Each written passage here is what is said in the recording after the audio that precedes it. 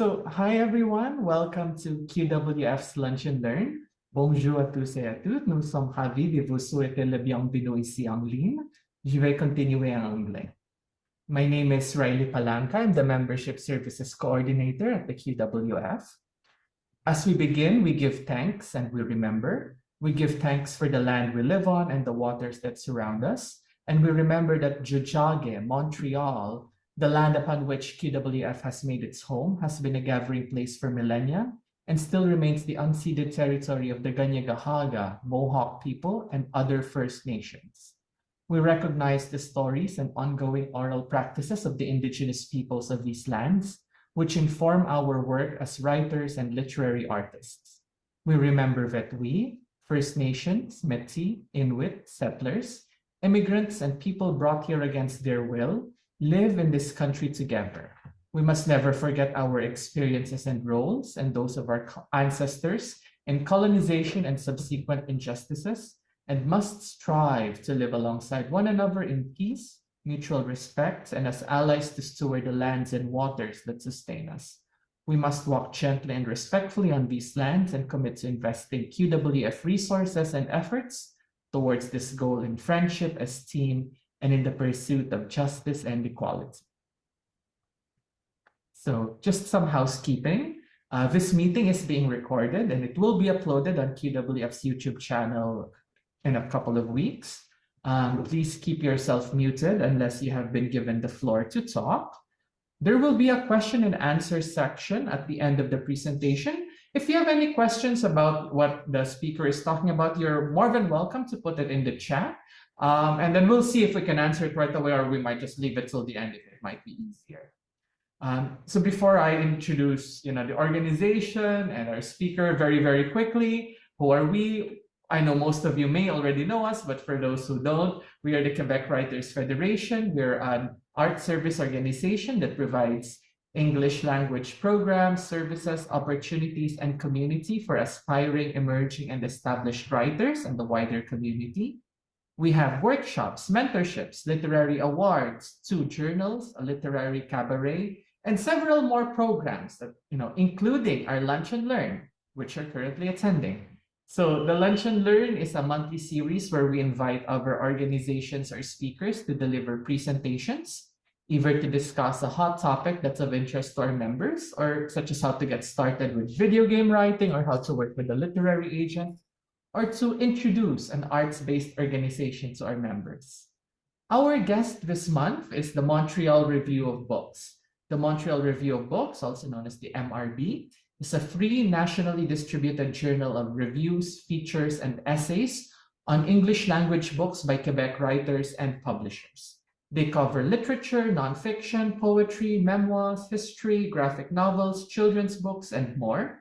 The print version of MRB is published 3 times annually, March, July, and November by ALAC, the Association of English Language Publishers of Quebec, also our office mates if you ever come to see us in our office. And they are a nonprofit organization that advocates for the visibility and resilience of our literary community. Our speaker today is Malcolm Fraser, the MRB's editor. Malcolm is a writer, musician, and filmmaker living in Montreal. He was a film critic with the Alternative Weekly, The Montreal Mirror, and the founding editor of cultural print and web publication Cult MTL. He has also directed the music documentaries Gordon Thomas, Everything's Coming My Way, 2005, co-directed with Stacey DeWolf, and Corpus, Surrender to the Passion, 2010. He plays music with The World Provider, Permanent Stains, and other projects. So I'm handing it over to you now, Malcolm. He's right across me. Hi, Riley. Thank you so much. Excuse me. Thank you for the nice introduction, and thank you for inviting me to participate. It's an honor to be here. Thanks also to John and everyone from QWF, and thanks to all of you for coming. It's nice to see you here. So I'll begin by just talking a little bit about the MRB and a bit about myself, and then I will go on to address the topics that that Riley asked me to speak about, and then I will take your questions. So yeah, Riley touched on this, but I'll just go a little more detail for those of you who may be unfamiliar. The Montreal Review of Books, or MRB for short, is a publication, comes out 3 times a year. It's existed since 1997, and it is published by ALAC, which is a nonprofit organization representing the English language publishers in Quebec. It sounds like a very small niche community, and it is, but to our surprise, we get a lot of books submitted for review, a lot more than we have room to review, actually. Uh, we are mandated to strictly cover books from authors, publishers, illustrators, or translators who are based in Quebec. So if somebody grew up in Montreal but lives somewhere else now, doesn't count. If the book is set in Montreal but written from somebody someplace else, doesn't count for our purposes. I like to get that out of the way because I get quite a few emails saying, I know you only review books from Montreal, but no buts. We have our mandate. Our funding is related to the mandate. And also, honestly, it keeps things simpler for us because even within that small categorization, there are, as I was saying, quite a lot of books that come out, more than we have space to review. I'm getting a little bit ahead of myself. So yeah, the MRB comes out 3 times a year in print. It's available in libraries, bookstores, cafes, and other places where literary people might frequent. Here in Montreal, but also we have distribution all over Canada. You can subscribe to the MRB if you're not near somewhere that carries it. And we also have a website where we publish a certain number of reviews per year on top of what appears in the print publication. So yeah, you can find us online or in print. Riley gave a nice introduction to me, but I'll just briefly say that I've been the editor now for I guess 4 years, and I was associate editor for a year before that. I've been a contributor to the MRB since I think 2014 or thereabouts. Um, I have a long history as a writer and editor. I was the kind of kid who was like the editor of the school yearbook and the school newspaper and the school literary journal, just kind of a nerdy kid who likes to find mistakes and fix them. Um, and I, I I started my career in as a writer in Toronto. I moved to Montreal in 2001, and as Riley mentioned in my bio, I was a film critic and later an editor with the Montreal Mirror, which was an alt weekly newspaper that was around for over 25 years. After that, I was one of the founding editors of Cult Montreal. And at the same time as all that, I've had sort of a parallel career in production, film, TV, live music, comedy, and all kinds of putting on a show. So there is some, the MRB also does launch events for our issues, and I'm involved in those as well. So that's a little bit about me and a little bit about the MRB. Now I'll get to just talking about the topic at hand, which it's nice to do this in one place because these are questions that I get semi-regularly. How do I get my book reviewed in the MRB, and how do I contribute as a writer to the MRB? So let me just have a sip of water and then I'll get right into that. I guess first I could talk a little bit about our criteria for our book selection. As I mentioned before, we have a lot of submissions, way more than we have room to review. These days, for a typical issue, we get around 100 submissions for around 25 slots for reviewing.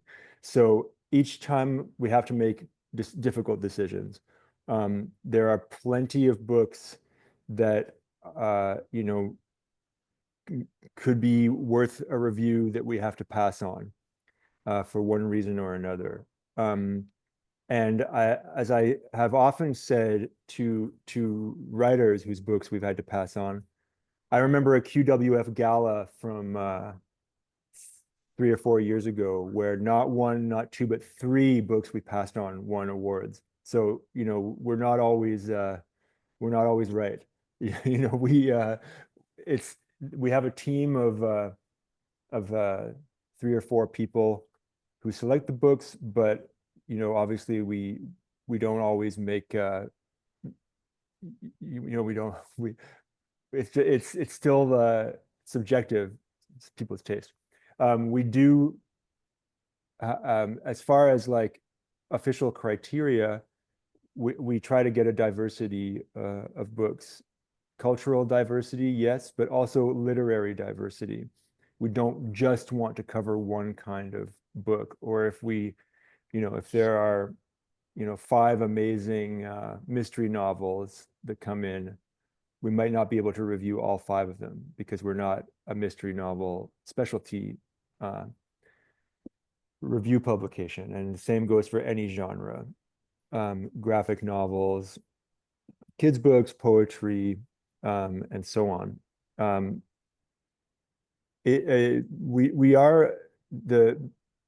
Sometimes when I tell people that we cover English language literature from Quebec, people kind of think it's funny because it seems so small and niche. And again, it is a small community, but within that, I mean, we have Véhicule Press, who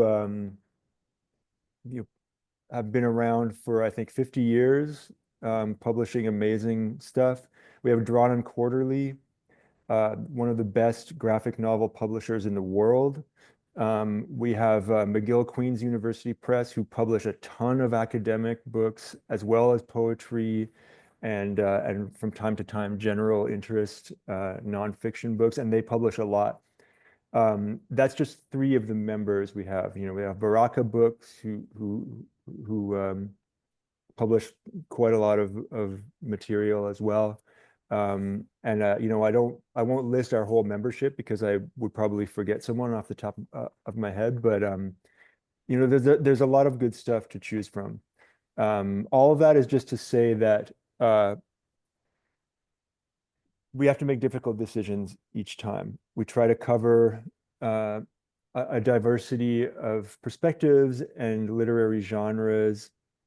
After that, we're just making calls based on our own taste. We don't have the time to read every single submission from cover to cover, that's for sure. Sometimes we're just reading the first chapter. Sometimes we're skimming through, and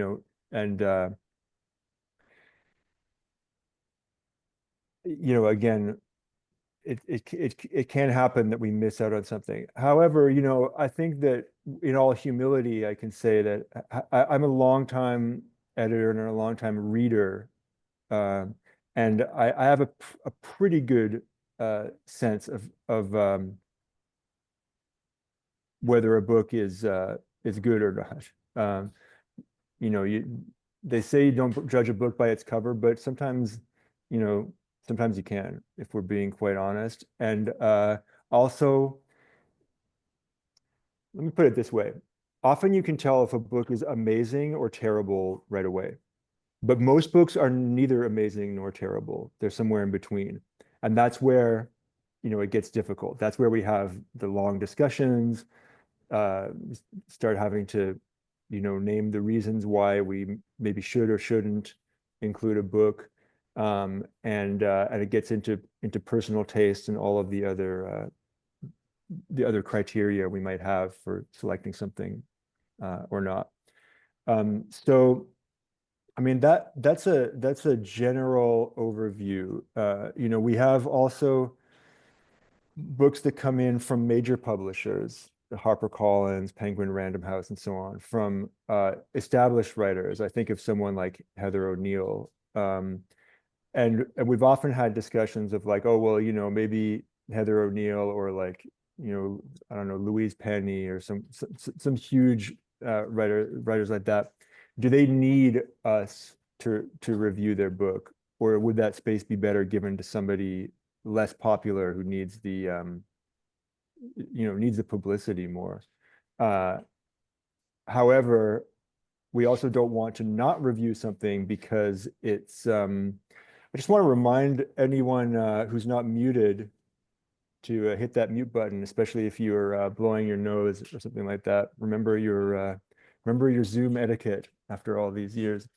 Um, so sorry, where was I going with that? Oh yeah, so we also we don't need to not review a book just because it's popular. That seems like some kind of like weird reverse snobbery or something. So these are the kind of discussions that we have.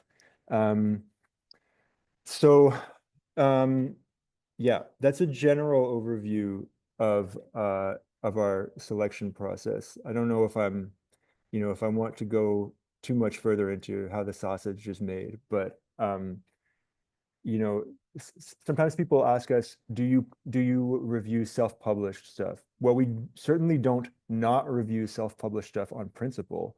We will give a self-published book the same consideration that we would give any book. However, many self-published books are not edited um, or poorly edited, if I'm being completely honest. And so, I don't want to give a harsh review to a book by somebody who has, you know, done everything completely by themselves. I'd rather pass on it. I'm just being very, very transparent in that. Sometimes I'm not sure how honest I should be in the description of this process, but you caught me on a day where I'm in the mood to be real, being real with you.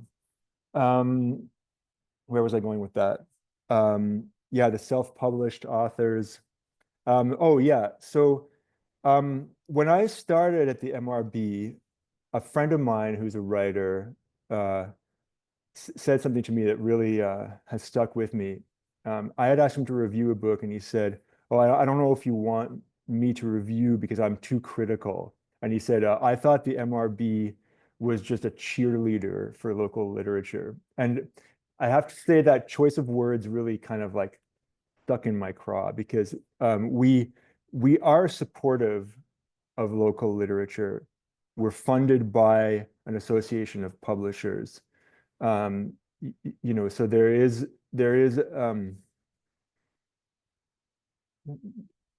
we're not coming from a disinterested perspective or a supposedly objective perspective.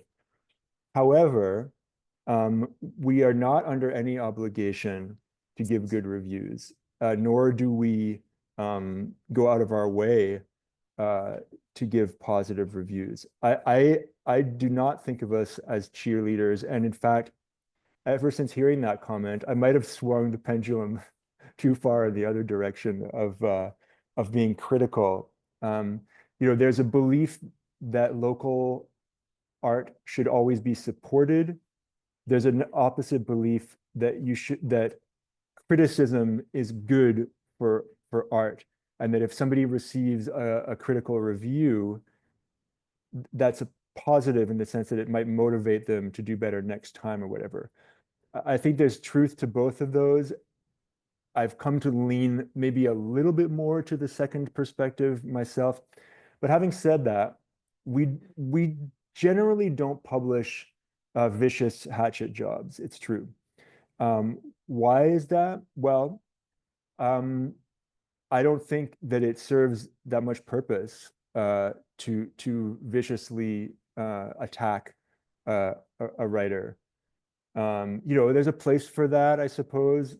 Maybe in a literary environment like New York City, where there's 10 publications that cover literature, there might be more room for somebody to make their name by attacking other writers if they, if that's how they want to make their name.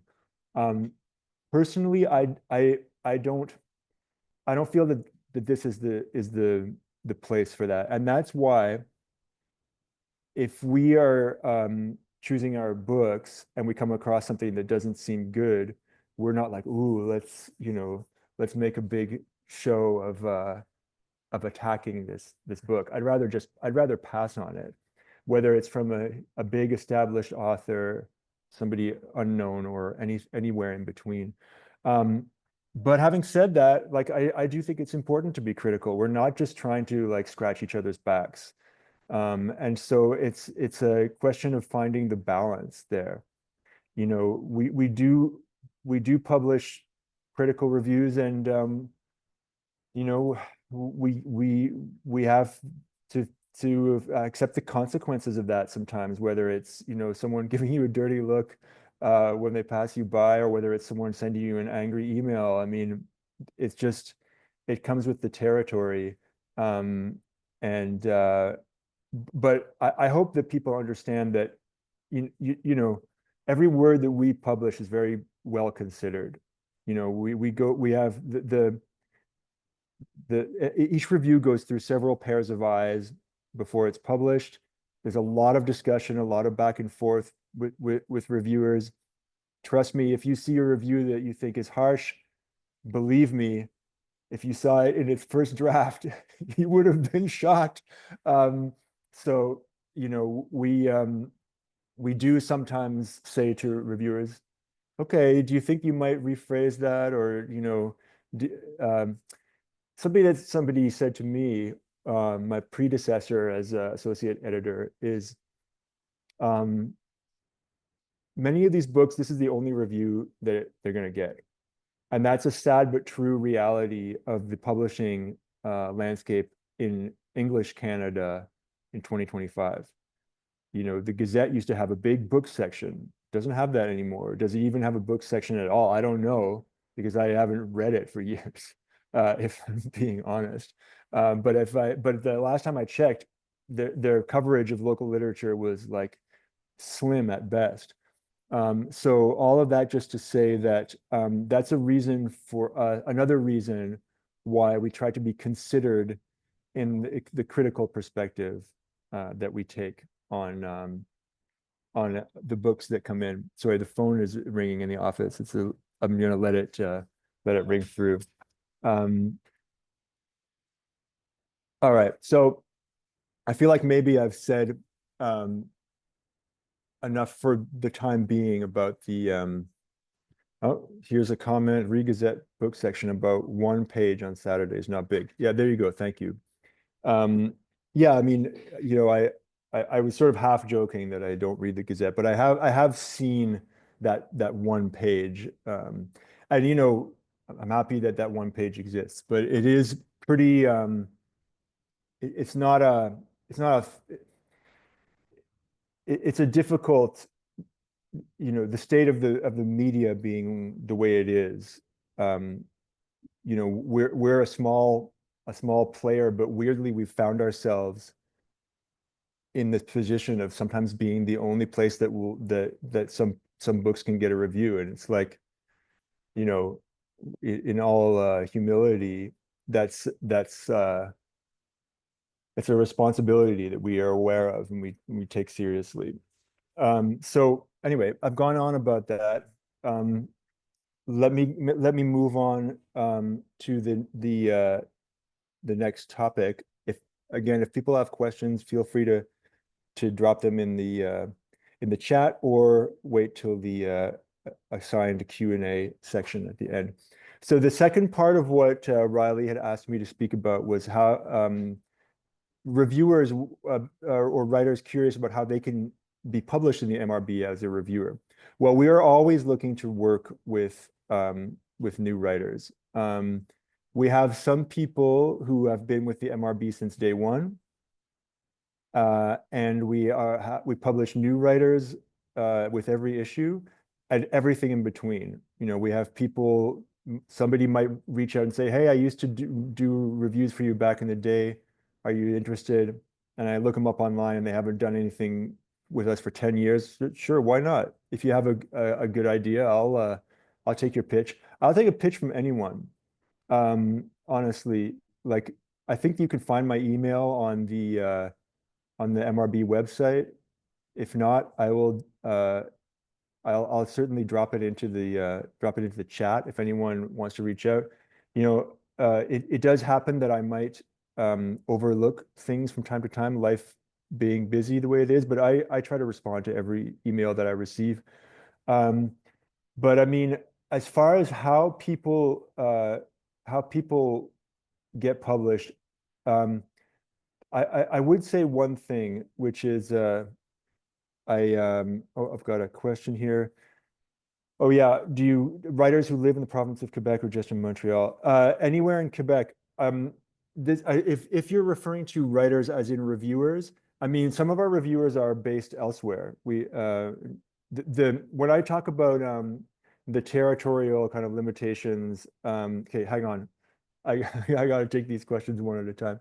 Um, the when I referred to um, only reviewing books uh, from authors or publishers, illustrators or translators who are based in Quebec, um, that doesn't necessarily apply to the reviewers. We have a few reviewers who are based outside of Montreal or outside of Quebec. I I think that there might be something somewhere in the mandate about how a certain amount um, of reviewers are supposed to be local. And if we weren't careful, we could end up with an issue full of writers from elsewhere. Just because, as you know, people move away. We have one great writer who's based on Fogo Island in Newfoundland, someone else who's out in Nova Scotia. We have people who move to Toronto and so on and so forth. Um, and And so, yeah, it doesn't, from a reviewer point perspective, it doesn't matter where you're based, although if you live in Montreal, it certainly makes things easier as far as like picking up the book from our office, being in touch, maybe meeting in person. We certainly, might prioritize people who are based here. Um, so I will get to these questions, but for the time being, I wanted to just talk a little bit more about how you can stand out if you're applying, or it's not an official application, but if you're interested in reviewing. Um, First of all, if you pitch a certain book, that helps. Um, there's a question here from Ingrid, books written by Quebec residents? Yes. Once again, authors, publishers, translators, illustrators based in Quebec. That's our mandate. So if you're an author, if it's from a publisher, if there's an illustrator, or if they're a translator, they live in Gatineau, yes. They live in Ottawa, no. If they live in Gaspé, yes. If they live in New Brunswick, no. So you get my point. But people still write to me all the time. Oh, I lived in Montreal for 3 years, but now I'm in New York. No, it's based in Quebec. Those are the three keywords. Um, so let me get back to my point, and then I'll address some of these other questions. Yeah, writing to suggest a review. If you pitch a book, that's handy. Keep an eye on books that are forthcoming. If you're talking about a book that's already out, the chances are pretty good that we've at least already considered it, if not already selected it. So get in the habit of going, get familiar with the publishing industry and community. Find out, go to the publishers' websites, see what they have coming up, and I'm sorry, but I'm gonna have to put down this question thread, or else I'm not gonna be able to focus. I'm gonna get to the questions after I just finish my point here. Yeah, so get familiar with the publishing industry and community. You get out there, meet people. That's that's essential, I think, in any line of creative community. Okay, so I have a question here that's timely because Pamela has to leave early. Process of reviewing for MRB: read, then pitch, pitch, then read. Who contacts the publisher? Blah, blah, blah. Yeah, I mean this is a multi-layered question, but it's I'm gonna have to get back to you on that, Pamela. But you can revisit the YouTube, or just to send me an email. You know how to find me. So getting back to the process of reaching out to write a review. One thing that I find a little bit annoying, if I'm being honest, is when people write to me saying they want to review, and then I write back to them saying, "Thanks for writing. What kind of books are you interested in?" And their answer is, "Anything, I don't mind." That's not helpful to me. Again, you caught me in a mood to be honest. If you say to me, "I like mysteries, science, and romance," I like that.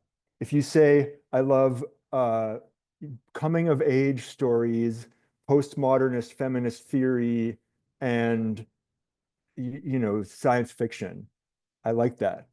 I'll tell you why. We have a big list of reviewers, and every person who writes to us, it gets bigger by one name. If you just say, "I like fiction and nonfiction," that's too general for me. But sometimes we have like a science book that comes up. We might have selected a science book. Well, who are we going to get to review that? I don't know. Let's go into our freelance reviewers spreadsheet and do a word search on the word science. Everyone who's said they're interested in science is suddenly going to pop up. Same goes for romance, mystery, YA novels, whatever. Like, I don't have all the time in the world. I have this spreadsheet, and it has all these search terms in it. So like, you understand what I'm saying. It's like, if you have said something specific that you're interested in, it's going to be a lot easier for me to pair you with a book that you might be best suited to review. If you say, I'll review anything, that's really not helpful for me. If you say, "I like fiction, nonfiction, and poetry," well, that's fine, but it's the more specialized you are, the more likely it is that that you're going to stand out from the other people writing in. That I would say is like the main advice that I would give to somebody trying to pitch. Also, I know it's a bit of a catch-22, but because sometimes people are looking to be published for the first time, but if you have samples of your work, that's very helpful. Even if it's published anywhere, like on your personal blog, on a student website, in a community newspaper, or even just something that you wrote that's unpublished, send that along so I can see what your writing is like. That's another thing that's helpful for me to help you stand out from the crowd, to help me know what your writing is like, what I could expect. And yeah, and just and do a little bit of research. People who ask me tons of questions that they could find the answers to online, I'm just like, do it. Don't make me do all the legwork, you know? Okay, so with that said, I'm gonna go into the chat. and try to address some of these questions. And if you prefer to ask them verbally, you can put your hand up or question from Susan. As a reviewer, can we recommend the book and the author? I'm not sure I understand the question. Recommend for what? Maybe you could clarify that. Malcolm, I think you kind of talked about this before. I think Susan is referring to in your pitch to review a book. Do you prefer like pitches, like general pitches, or a pitch specifying like a specific book or author to review? And I think you mentioned that you do like that when somebody says that they Yeah, suggest a book. absolutely. I mean, just don't get too discouraged if it's already if we've already reviewed it, because that happens to me like semi-regularly. Someone writes all excited, "Oh, I'd like to review this book." Well, if we already reviewed it, you got to come up with something else. And yeah, it's the MRB didn't used to take pitches, and I don't know why. But when I came along, I changed that rule because there was no reason for it that I could see. Okay, could I submit a book for review if I am an author based in Montreal, but my book sells a story set in Toronto? Yes. It's based on, our criteria is based on where the author or publisher, translator, or illustrator is based, not the setting of the story. Do you folks consider or accept books that are half art book, half social justice oriented topics? Sure. I mean, we'll consider anything. Consider is the operative word. I'm not offering any guarantees that we'll review anything. Now, art books, they're a little tricky. I'll tell you why. It's just because if it's a book that is mostly images, it's not as easy to find 600 words to say about it, unless you're a really, really great specialized art writer. And there's a question from Clara who asked that question, so maybe it's a follow-up question. Clara, do you want to go ahead? Yeah, hi. Can you hear me okay? I can hear you, yeah.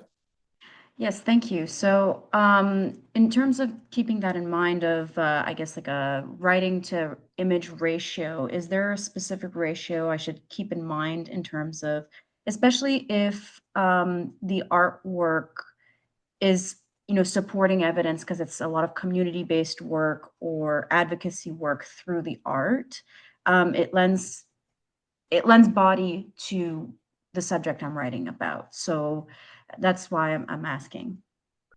Okay, well, I mean, that's a very specific question, obviously about a very specific book, so I'd have to know more. So just send me an email, and we can, I'm happy to discuss it in further length, but like, I'd really have to, everything always depends on the book. I will say, just to manage expectations, that we don't typically review a ton of art books for that reason, but we consider everything. We give everything due consideration. Okay, and sorry, thank you so much. In terms of, do you do consultations, and if so, what's the time frame for the consultation so that I just plan my time accordingly? Consultations about what? About like looking over or reviewing this book and getting feedback or criticism to make it better. So is this a book that you wrote? Yeah, yeah. I'm in the process of still reviewing it and like compiling it all together, just because there's a few players involved. So it hasn't been published yet. Right. Well, I mean, I would say honestly, like you'd have, first of all, in response to your first part of your question, we don't do consultations per se. Okay. I mean, that's something that I guess I would consider doing on a professional basis, but as far as the MRB, no, we don't really do that. And secondly, I would just say like wait, like get your book to the finishing stages and then let's talk. Cool. Thank you. Okay, so moving on to the next question in the chat. Typical turnaround time between submitting a book and getting an answer. Well, we publish 3 times a year. so we have our book selection meetings 3 times a year. So I mean, I think typically it's in like spring, summer, and fall. But like getting an answer again, like I want to make sure people understand we get like about 100 submissions. I don't give an answer to every single person who submits. If we don't review your book, that's the answer. I'm sorry if that sounds harsh, but that's, I can't communicate with every single person who submits a book for review. It just wouldn't be physically possible. However, having said that, I mean, if you submit your book and it doesn't get reviewed, you can always resubmit it. We consider books within a year of publication. However, repeated submissions is not a guarantee of getting reviewed. It's something that I try to be clear about with publishers and authors who write in.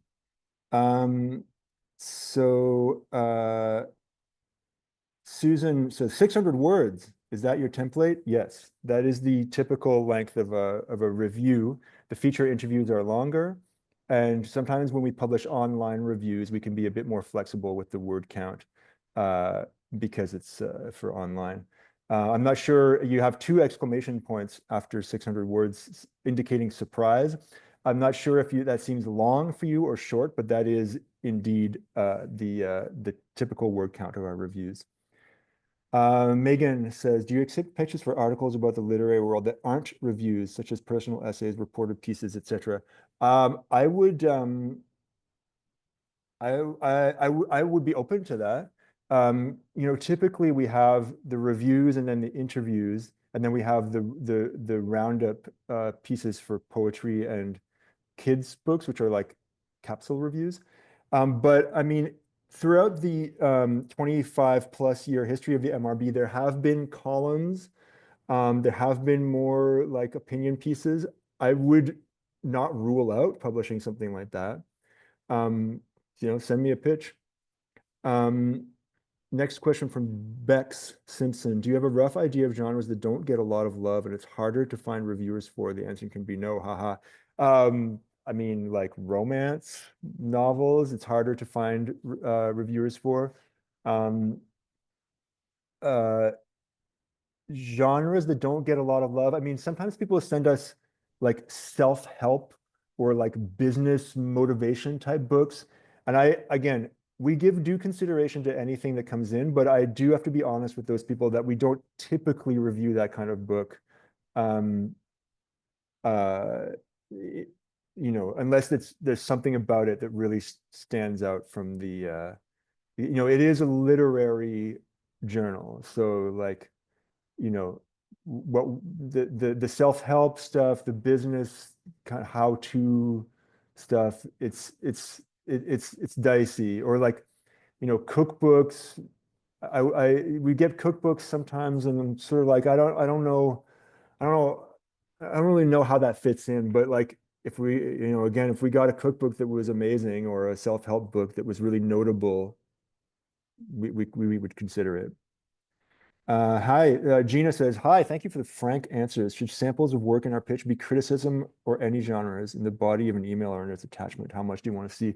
Well, I mean, ideally, where we publish book reviews and interviews. So if you have something in those, it's better. But if you don't, then send me whatever you have. In the body of an email or an attachment, it doesn't matter. Attachment is fine. How much do you want to see? That's a good question because, like not too much and not too little. We just went through a lengthy process of, in fact, we're still in the process of hiring somebody to be the associate editor, and we asked for editing samples. Someone sent me something that was like 2 paragraphs long. That's not enough. Another person sent something that was 60 pages long. That's too much. I would say that, if maybe like, I mean, if you have if you're writing a review, like, as I said, our reviews are typically about 600 words. So that's like about 1 page and a bit. That's fine. Like if you want to send, I would say like 2 to 5 pages would be the sweet spot, probably. That's off the top of my head though. Lance Jones, does the editor have to be from Quebec to get a review? So once again, I'll break down the criteria. We publish books from authors, editors, illustrators, or translators who are based in Quebec. So if one of those is from Quebec, then you're in. Well, you're in to be considered. If none of them are, then you're not. Next question from Jesse, could we submit a book for review if the book is set to be published in October 25 and is currently in the pre-sale stage? Yeah. If it's, I'm not going to consider something that's like incomplete, but if it's been edited and laid out, we'll consider it. And if yes, could I give you a 1-minute pitch over this Zoom meeting? No. Send me an email. I'm not here to take pictures now. I'm here to do the workshop. Next question from Alvina. If the book was already published in 2022, but will be republished in 2025, will that be accepted in 2026? I mean, that's kind of a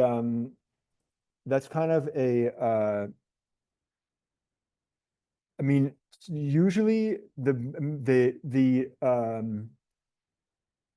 rule of thumb is that we don't review reprints. And I think the reason for that is just because we get so many applications to begin with that are published this year that it's already so much, and we have to say no to so many people that reprints are it's just easier to keep the criteria tight. Having said that, I mean, there are always exceptions. There are always exceptions. The thing is, you can submit it. It doesn't take, it doesn't take too much to submit a book. We would consider it. And then are anthologies accepted? Yes. Sometimes people submit anthologies and they're like, oh, there's 10 stories and one of them is by a Montreal author. Then I'm like, that's on the borderline. But yes, we're reviewing an anthology in our upcoming summer issue, actually. Okay, so next question. Do you talk about publishers, small publishing houses and that kind of thing? I work with a small publishing house and it would be great to get more exposure, or is that outside the mandate? Do I talk about them? I'm not sure if I understand the question. Do you mean there's the MRB? I mean, if we don't only review books from our member publishers, if that's what you mean. If you are involved with a small publisher and it's within our mandate guidelines, then we would consider your application, but I'm not sure if that's what you're asking. And next question, can we pitch if the book is still only in ARC form? That for those not in the industry, that means advanced reading copy form. Sure. Yeah, I mean, often even the big publishers send us ARCs. So yes, that's a nice simple answer to that question. I see that we are actually getting close to the end of the mandated time. We have 5 minutes though, if people have more questions. Otherwise, do you have a newsletter? It's funny that you should mention that, because we were just talking about that in a meeting just like an hour or so ago. Not really. I mean, we have an email list but its main focus is like on the sort of industry or promotional side. We how to get on the email list.